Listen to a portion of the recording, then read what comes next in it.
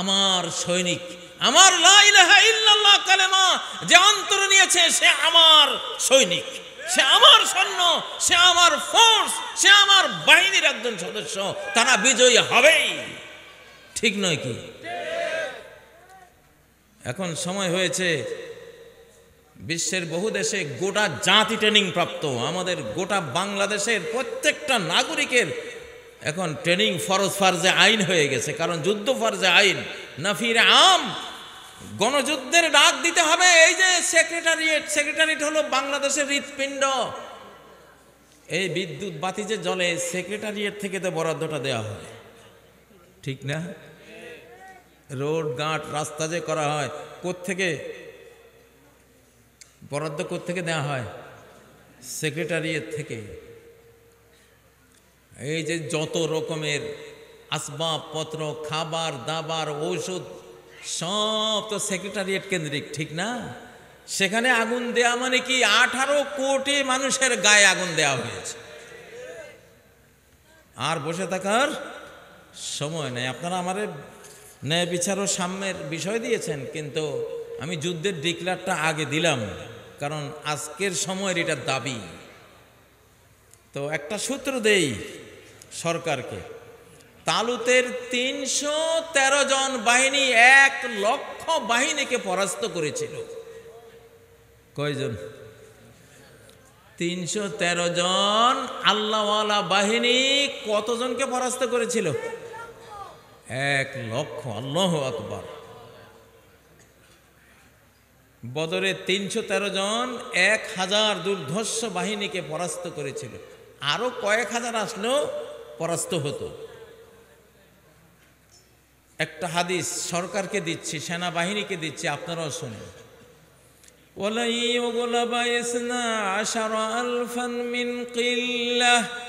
কোন বাহিনীতে যদি 12,000 সৈন্য থাকে, নবীজি বলছেন সংখ্যা অল্প হওয়ার কারণে, মাত্র 12,000 হওয়ার কারণে পৃথিবীর কোনো বাহিনীর সামনে তারা পরাস্ত হবে না। সৈন্য সংখ্যা 12,000 হলে এই 12,000কে কেউ পরাজিত করতে পারবে না সংখ্যার দিক থেকে, যে সংখ্যা মাত্র 12,000। অন্যদিকে আসছে 2 লাখ 5 লাখ। নবীজি বলেন এই 12,000 যদি আল্লাহওয়ালা হয়, সবরওয়ালা, ধৈর্যওয়ালা হয়, পৃথিবীর কোন সংখ্যার বাহিনী 12,000 বাহিনীকে পরাস্ত করতে পারে না। কত বিরাট একটা তথ্য দিলাম। বাবরের পানিপথের যুদ্ধ, সম্রাট বাবর পানিপথে যে যুদ্ধ করেছিলেন, 12,000 সৈন্য নিয়ে এসেছিলেন। মনে হয় এই হাদিসের কারণে, তিরমিজির এই হাদিসটার কারণে, ওরা হাদিস পড়তো, হাদিস জানতো। তিনি 12,000 সৈন্য নিয়ে এত বিশাল ভারতবর্ষের উপরে হামলা করেছেন।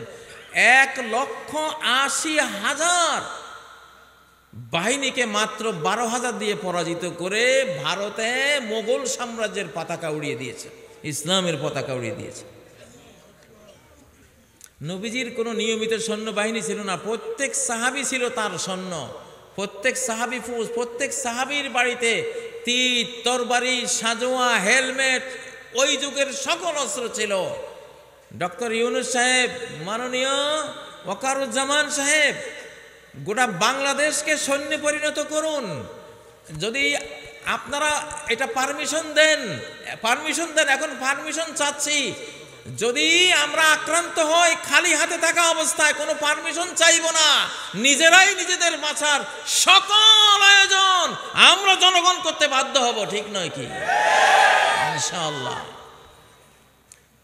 তখন আর আপনাদেরকে জিজ্ঞাসা করব না, বাঁচার জন্য যা লাগে, স্বাধীনতা অখণ্ডতার জন্য যা লাগে তা করতে কারা কারা রাজি আছেন? হাত তোলেন। লিল্লাহে তাকবীর, লিল্লাহে তাকবীর।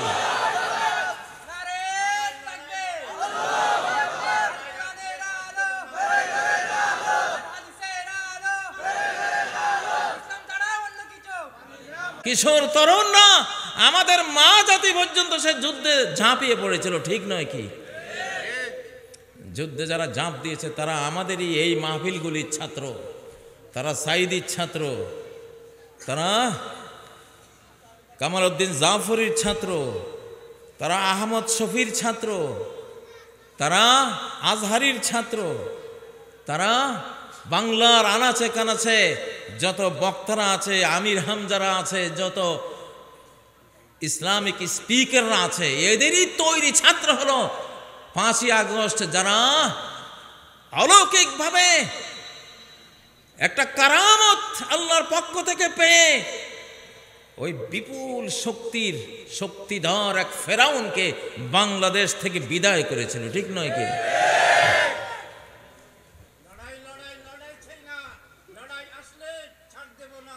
আলহামদুলিল্লাহ, আলহামদুলিল্লাহ। আমরা কিন্তু লড়াই চাই না। লড়াই করলে ছাড় দেব না। আমরা কিন্তু ফাইন কথা বলছে, আমরা কিন্তু মারতে চাই না, মারতে এলে ছেড়ে দেই না, মারতে এলে ছেড়ে। আলহামদুলিল্লাহ। আপনি দাঁড়ান তো একটু, আপনারা সারা পৃথিবীর মানুষ দেখুক, উঠেন। এই যে এই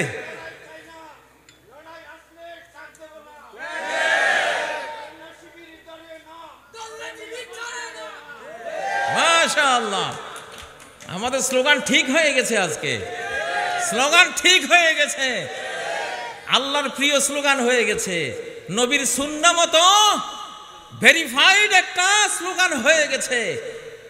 আমরা কিন্তু লড়াই চাই না, লড়াই আসলে ছেড়ে দেই না, লড়াই আসলে ছেড়ে দেই না। ঠিক না কথা? আমরা ডিফেন্সিভ জাতি, আমরা অফেন্সিভ না, আমরা আক্রমণ করতে যাই না কারো দেশে। আক্রমণ করতে আসলে এই বাংলাদেশে ঢুকার 100টা রাস্তা আছে, মারতে আসলে পালাবার রাস্তা একটাও নাই। বাংলাদেশে ঢুকার জন্য রাস্তা কয়টা আছে? 100টা, কিন্তু মারতে আসলে পালাবার রাস্তা একটাও নাই। এটার একটা ঘটনা বড়াই বাড়িতে ঘটেছিল। যারা আমাদের সীমানায় ঢুকে পড়েছিল, 3 শতাধিক লাশ ফেলে পালাতে চেয়েছিল, পালাতে পারে নাই, পালাতে গিয়েও মরে গেছে। তাহলে বাংলাদেশ কি ভয়ঙ্কর দেশ, জোয়ার ভাটার দেশ, সকালে জোয়ার বিকালে ভাটা, বাবারে মারাত্মক দেশ। এটা মুহূর্তে ফুসে উঠে, আবার ঠান্ডা হয়, আবার ফুসে উঠে। জোয়ার ভাটার দেশের মানুষকে কন্ট্রোল করা যায় না। এই দেখবা যে মনে হয় যেন নাই, গেছে, শেষ হয়ে। আরে আল্লাহ রে, কয় ঘন্টা পরে দেখা যায় 2 কুল ছাপিয়া মাতিয়া ছুটিয়া চলে, ধারা করো তোর। ঠিক না? এটা সেই দেশ। জোয়ার ভাটার দেশের মানুষকে কন্ট্রোল করা যায় না। যাই হোক, আপনারা তো প্রস্তুত আলহামদুলিল্লাহ। আমার ওয়াজ হয়ে গেছে আজকের ভাই। ওই যে 12,000 বাহিনীর কথা বলছি, আল্লাহ যদি বাংলাদেশ সরকার যদি এটা অ্যাকসেপ্ট করেন, জেনারেল ওয়াকার আপনারা নেন, আমি কাজী ইব্রাহিম 12,000 ফ্রি ফাইটার আমি পুষবো ইনশাআল্লাহ। আমি যেখানে থাকবো সেখানে বিমান বিধ্বংসী কামান বসাবো ইনশাআল্লাহ। যত রকমের মারণাস্ত্র, এখন আর জায়গা জমি আলমারি আর কিনা কয় ওয়ার্ড্রপ হাবিজাবি না কিনে কি কিনবো? আমি প্রতিদিন কতবার কল্পনা করি, আমার আল্লাহ নবী মসজিদে ইমামত করতে গিয়ে একটা তলোয়ার কাঁধে নিয়ে ইমামত করেছে। ঠিক না? সশস্ত্র অবস্থায় থাকবে মুমিন, সবসময় সশস্ত্র অবস্থায় থাকবে। সেনাবাহিনী আপনারা শুনেন আল্লাহ কি বলেছেন, অলিয়া খুজু হেজরাহম, মুমিনরা যাতে তাদের সতর্কতা গ্রহণ করে এবং অস্ত্র তারা যাতে সাথে রাখে, অস্ত্র থুয়ে। এটা হলো সূরা আন-নিসার কত নম্বর আয়াত? সূরা আন-নিসার 102 নম্বর আয়াত। পিলখানায় যে আমাদের বাংলাদেশের সেদিন মানে সেনাশক্তিটা প্রায় ধ্বংস হয়ে গিয়েছিল। ঠিক না? এত আর্মি অফিসার মারা গেছে, কোনো একক দেশের দ্বিতীয় বিশ্বযুদ্ধের সময় এত আর্মি অফিসার মারা যায় নাই। সেখানে একটা বিশাল রং ডিসিশন ছিল, একটা ভুল সিদ্ধান্ত ছিল। একটা ভুল সিস্টেম ছিল, সেই ভুল সিস্টেমের কারণে এতগুলি সেনা অফিসার আমাদের হারাতে হয়েছে। ভুল সিস্টেমটা কি? অফিসাররা কোনো অস্ত্র বহন করে না। তোমরা কি আল্লাহর নবী থেকেও বড় অফিসার হয়ে গেছো? যদি সেদিন সেনা অফিসারদের হাতে এক একটা অ্যাসল্ট রাইফেল থাকতো, কারো সাধ্য ছিল এতগুলি অফিসার মারে? বরং গুলির কোনো সাহস কেউ করতো? মেজরদের হাতে অস্ত্র। আপনি মেজর হয়েছেন, আপনার হাতে অস্ত্র নাই কেন? আমি যদি মামলা করি মরণ উত্তর বিচার হবে তাদের, কেন অস্ত্র ছাড়া গেলা তোমরা? এই সিস্টেম আমরা মানি না। মহানবীর সিস্টেমের সাথে এটা যায় না। মহানবীর সিস্টেম হলো তার সকল সৈনিক, সাহাবী, নবীজি যেখানে যেতেন তলোয়ারটা তাদের কাঁধে, তাদের তুনির তীর তাদের কোমরে। কেন আমাদের সেনাপতি, আমাদের সেনাবাহিনীর অফিসাররা অস্ত্র ছাড়া পিলখানায় গেল? কারণ কোরআন পড়া নাই, কোরআনের থিওরি নাই। ওই ইংরেজদের গোলামি এখনো করে যাচ্ছি। 102 নম্বর আয়াতে আল্লাহ কি বললেন? আলিয়াখুযু হিজরাহুম ওয়া আসলিহাতাহুম। নামাজ পড়তেছো, নামাজের মধ্যেও সতর্ক থাকো, সশস্ত্র থাকো। আল্লাহু আকবার। কত বড় সতর্কীকরণ! সূরা আন-নিসার 102 নম্বর আয়াত। যাই হোক, এটা রানিং যে পরিস্থিতি চলছে দেশে, সেজন্য একটু যুদ্ধের দিকে না গিয়ে উপায় নাই। আর আমি তো এবার বাংলাদেশে এসে প্রথম মাহফিল চিটাগাঙে আসলাম। আল্লাহ আমাকে চিটাগাঙেই মঞ্জুর করেছেন। আর কোথাও কত মাহফিল এসছে, আমি একটাও নেই। আকাশ থেকে মঞ্জুরি আসে নাই। আল্লাহ বলেন, মনে হয় যেন আল্লাহ বলতেছেন, কাজী তুই আমার গোলাম, তুই চিটাগাং যা, ওখানে সমস্যা আছে।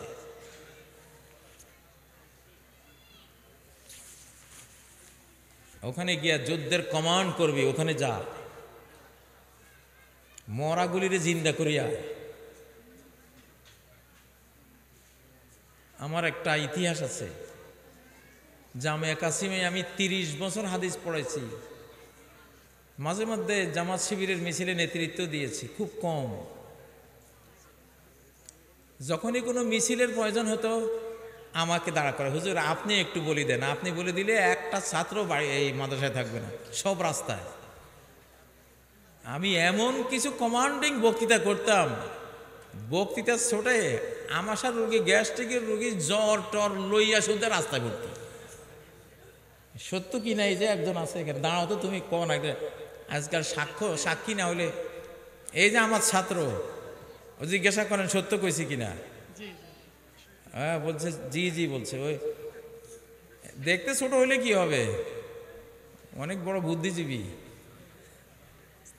ওর এক ভাই ঢাকা বিশ্ববিদ্যালয়ের সাংবাদিকদের সভাপতি, এতটুকু, সেটাও আমার ছাত্র। ঢাকা বিশ্ববিদ্যালয়ের সাংবাদিকদের সভাপতি হওয়া কি ছোট বিষয়? বড় বিষয়। এক সময় ছিল, খুব দাপটে সভাপতি ছিল। ছাত্রলীগের সেক্রেটারি জেনারেল আমারই ছাত্র SM জাকির, মন্ত্রীর মতো চলতো, ওটাও আমার ছাত্র। আর শিবির করত, কিন্তু ওখানে গিয়ে ছাত্রলীগের সেক্রেটারি জেনারেল। আমরা বলে দিয়েছি, আমরা শিক্ষা দিয়েছি যে যখন দেখবা যে তোমারে সন্দেহ করে, তুমি সমস্যা কি? কৌশল আর হারবু খাদা, যুদ্ধ হলো কৌশলের নাম। কৌশলে জীবন বাঁচাবা, যেই কৌশল যখন নিতে হয় নিবা। প্রিয় বন্ধুরা, এবার আপনাদের বিষয়ে একটু আসি। সাম্য ও ন্যায় বিচার। সাম্য আর ন্যায় বিচার, এবার তো বৈষম্যের বিরুদ্ধেই তো আন্দোলনটা উঠছিল নাকি? বৈষম্য বিরোধী কোটা আন্দোলন না, সাম্যের জন্য ছাত্ররা আন্দোলন করেছে। ছাত্ররা চেয়েছিল কোটা। কি চেয়েছিল? আমি আবার এক মাহফিলে যে ওয়াজ করি, আরেক মাহফিলে ওয়াজ করি না, আমার এটা ভালো লাগে না। একটা মাহফিলে একটা ওয়াজ করবো, আরেক মাহফিলে ডিফারেন্ট। আপনারা আমার কোনো একটা মাহফিল, আমার 500 মাহফিল একসাথ করলেও হুবহু মিলাইতে পারবেন না। এটা আমি ইচ্ছা করেই করি, কারণ সব মাহফিলে এক কথা কইলে তাইলে মিডিয়ার যুগ, পাবলিক পাইলটা কি? এখন বক্তাদের বড় দুর্দিন চলছে। আগের যুগের বক্তারা করতো কি, বছরে ওয়াজ একটা ঠিক করতো। চিটাগাং গিয়ে ওই ওয়াজ, ঢাকা গিয়ে সেই ওয়াজ, নোয়াখালী গিয়ে সেই ওয়াজ, রংপুর গেলে সেই ওয়াজ, খুলনা, বরিশাল, মানে 64 জেলায় গিয়ে ওয়াজ একটাই। কারণ ওই সময় রেকর্ডও ছিল না। ওই সময় মানে এই ওয়াজের শ্রোতা, এই মাহফিলের শ্রোতা আরেক মাহফিলে যাবে এটা সম্ভব ছিল না। এই জন্য একটা ওয়াজ চলতো, সেই বিষয়টা জরুরি ছিল। তিনি একটা বিষয় নিয়ে সারা বাংলায় ঘুরে ঘুরে বলতেন, ওয়াজ একটাই। তখন বক্তারও এলেম বাড়তো না, জ্ঞান বাড়তো না, শ্রোতাদের যা যা বাড়তো। কারণ এই এলাকার শ্রোতারা পেয়েছে, ওই এলাকার শ্রোতা পায়নি, উনি ওখানে গিয়ে একই জিনিস বলছে। কিন্তু এখন অনেক বক্তা হারাই গেছে, কেন জানেন? কারণ একই ওয়াজ করে। এখন ইউটিউবে শুনে, আরে এটা তো শুনছি, এটার কি শুনে ফেলাও, ঠিক না? ঠিক। অল্প পুঁজি এখন আর ওয়াজ হয় না। এখন ওয়াজ করতে গেলে একটু এলেম কালাম লাগবে, ঠিক না? হ্যাঁ, এটা তথ্যের যুগ, এখন সুযোগ আছে। এই জন্য আমি চেষ্টা করি প্রত্যেকটা মাহফিলে নতুন তথ্য দেব, তাহলে দেশের মানুষের জ্ঞান বাড়বে। আর আলহামদুলিল্লাহ আমি 40 বছর হাদিসের শিক্ষকতা করেছি। 11 বছর কোরআন নিয়ে বাংলার আনাচে কানাচে 6000 মক্তব তৈরি করে আমি ঘুরেছি। প্রায় 40 বছরে মাহফিলের মধ্যেও আমি আছি। 25 বছর media, television, BTV, ATN, Bangla NTV, যত বড় বড় সবগুলিতে কাজ করেছি। তো সেই অভিজ্ঞতা নতুন বাংলাদেশে আপনাদেরকে দেব ইনশাআল্লাহ, নতুন করে দেব। দেওয়ার জন্যই কিন্তু বাংলাদেশে ঢুকছি, নাহলে ঢুকতাম না। আমার টার্গেট ছিল বাইতুল মুকাদ্দাস, বাইতুল মুকাদ্দাস কেন্দ্রিক আমার বাকি জীবনটা আমি সেখানে সংগ্রাম করব, সেই জন্য আমি বেরিয়ে গেছিলাম। কিন্তু আমার বাংলাদেশ দুরবস্থায় পড়বে এই ভেবে আমি এখানে ঢুকছি ইনশাআল্লাহ। আমি সংসার করার জন্য বাংলাদেশে ঢুকি নাই, যুদ্ধ করার জন্য ঢুকছি। এই জন্য লড়াই চলবে ইনশাআল্লাহ। কারা কারা আমাদের সাথে থাকবেন? কারা কারা? আল্লাহ কবুল করেন, মুনাফিকি থেকে বাঁচান।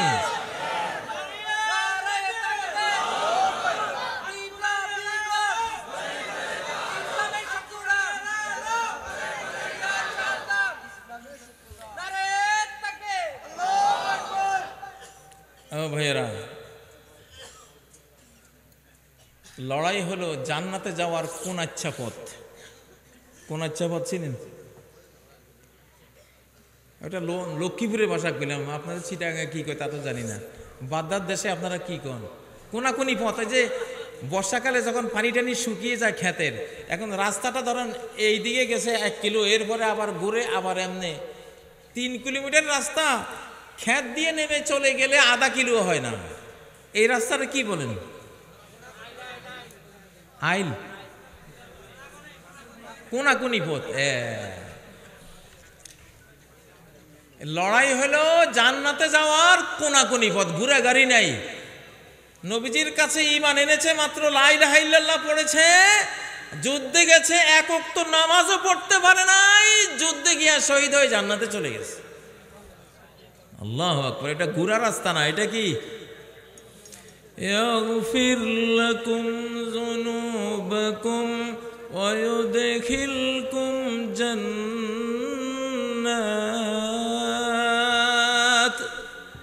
যুদ্ধে যাও, সমস্ত গুনাহ আল্লাহ ক্ষমা করে দেবেন। সমুদ্রের যুদ্ধে মারা গেলে ঋণ সহ মাপ, ঋণটাও মাপ। স্থলযুদ্ধে, মাটির যুদ্ধে মারা গেলে সব গুনাহ মাফ হয়, তবে মানুষের ঋণটা মাফ হয় না। সমুদ্র যুদ্ধে মরলে ঋণ শুদ্ধ মাফ। ঋণ যে পাওনাদার, তার পাওনাটা আল্লাহ নিজের থেকে আল্লাহ শোধ করে দেন। আল্লাহ। চিটাগাঙ্গের মানুষদের তো নাবিক হয়ে যুদ্ধ করার সুযোগ আছে না নাই? আল্লাহ তাআলা তৌফিক দেন, আল্লাহ তৌফিক দেন। প্রিয় ভাইয়েরা, সাম্য, সাম্য ন্যায় বিচার হলো ইসলাম। ইসলামের মানে সাম্য। আল্লাহর কোরআনের বিধানে কি হয়? সাম্য হয়। কি হয়? সাম্য। আর ন্যায় বিচার কি দিয়ে হয়? কোরআন দিয়ে হয়, নবীর হাদিস দিয়ে হয়। কি দিয়ে হয়?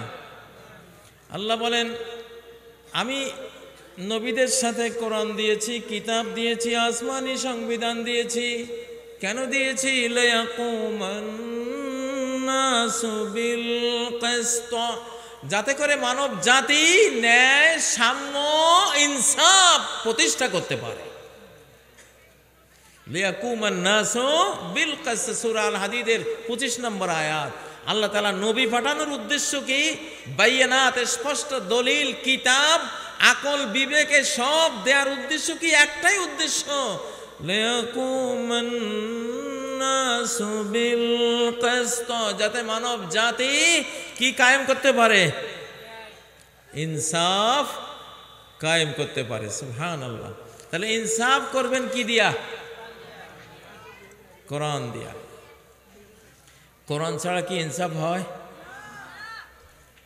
আমারা যে ধরে নিয়েছিলেন, আলেমদেরকে যে ধরা হয়েছিল, আলেমদেরকে যে ধরা হয়েছিল, সাইদি সাহেবকে যে আটক করা হয়েছিল, নিজামী ভাইদেরকে যে ফাঁসি দেওয়া হয়েছিল, ইনসাফ হয়েছে? আরে বাবা, অপরাধ প্রমাণিত হওয়ার আগেই তুমি বলো আসামি। তুমি আমারে কেমনে আসামি কইলা? তুমি আমারে আসামি যে কইলা, কত বড় অবিচার করলা তুমি। কেন আমারে আসামি বললা? আগে বিচারক বলবে, রায় দিবে যে হ্যাঁ তিনি এই অপরাধ করেছেন, দলিল, সাক্ষী, প্রমাণে এটা এস্টাবলিশড হয়ে গেছে, প্রমাণিত হয়ে গেছে, তখন আপনি বলতে পারেন আমি কি অপরাধী বা আমি একজন আসামি। আপনি ধরিয়ে হ্যান্ডকাপ দিয়ে দিলেন, দিয়া কইলেন উনি কি? আমারে যে ধরা হয়েছিল, হাজার হাজার আলেমদেরকে ধরা হয়েছিল, মামুনুল হক সাহেব যে ধরা হয়েছিল, কোনো মামলা ছিল ধরার সময়? মামলাই তো নাই। আমারে ধরে ওনারা হ্যান্ডকাপ, মানে যেমন ভেড়া আর গরু ছাগল নিতেছে আর কি। এই অসভ্য বিধান, এই চেঙ্গিস খানের বিধান, এই জালিমের বিধান কোরআন দিয়ে উড়িয়ে ফুড়িয়ে দেব ইনশাআল্লাহ। এইসব জোর জুলুমের অন্যায় বিধান আমরা রাখবো না এই বাংলাদেশে। কত কষ্ট পেয়েছি, কত আঘাত লেগেছিল।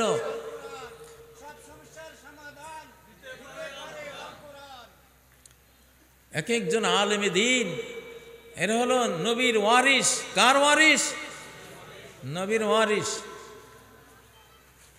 নবীদের লাগানো বাগানের ফুল, এক একজন আলেম নবী বাগানের ফুল, এক এক ফুলের এক একটা ঘ্রাণ, ঠিক না?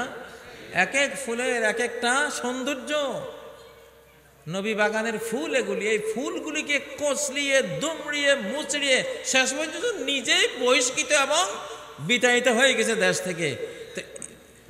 এগুলি করেছিল ৭২-এর সংবিধান দিয়ে। কি দিয়া? ৭২ কথাটা বাংলাদেশে সুনামের না দুর্নামের? দুর্নামের। শেখ মুজিব ৭২ সালে সব ছাত্ররে গণহারে পাস করে দিছিল, কোনো ফেল নাই। ২-১ বিষয় পরীক্ষা দেয় না, সেও পাস। এই জন্য ভাই তুমি কোন সালে পাস করছো যদি শুনতে ৭২ সালে, খুব লজ্জার। কয় ও তুই ৭২ইয়া, বুঝেন না? এখন এই ৭২ইয়া সংবিধান দিয়েই আলেমদেরকে ১৭ বছর নির্যাতন করেছে, বাংলার প্রায় কোটি মানুষকে মিথ্যা মামলায় জর্জরিত করেছে। সাইদি সাহেবকে মৃত্যুদণ্ড দিয়েছে ধর্ষণের মামলা। আল্লাহর লানত পড়ুক তাদের উপরে। আল্লাহর লানত, আল্লাহর ফেরেশতাদের লানত, কুল মানব জাতির লানত তাদের উপরে পড়ুক যারা সাইদি সাহেবের মতো এমন কোরআনের একজন ফেরেশতাকে তারা ধর্ষণের মামলা দিয়েছে। বলেন আমিন, আমিন। কত বড় জুলুম! এই জুলুম করা হয়েছে তো ৭২ইয়া সংবিধান দিয়া, ঠিক না? এখন সে ৭২ইয়া সংবিধান, ও ভাইয়া কয় না যে কয়লা ধুইলে ময়লা যায় না। ৭২-এর সংবিধানটা কি? এটা কয়লা, কিছু হয়তো ভালো থাকতে পারে, এটা বাদ দিলাম। কয়লা ধুইলে ময়লা যায়। এখন সেই সংবিধান কারা ঠিক করতেছে? ঠিক করে ৭ই জানুয়ারি আবার দেবে। ওই ওই ঘুরে ফিরি ওই যেই লাউ সেই কদু, যে কদু সেই লাউ। আমরা এই স্বাধীন বাংলাদেশে বিধাতার বিধান ছাড়া আর কোন সংবিধান ফাইনাল করতে দেব না, ফাইনাল করতে দেব না। এই মানচিত্র কোরআনের মানচিত্র, ঠিক না? কোরআনের জন্য আমরা জীবন দেব ইনশাআল্লাহ।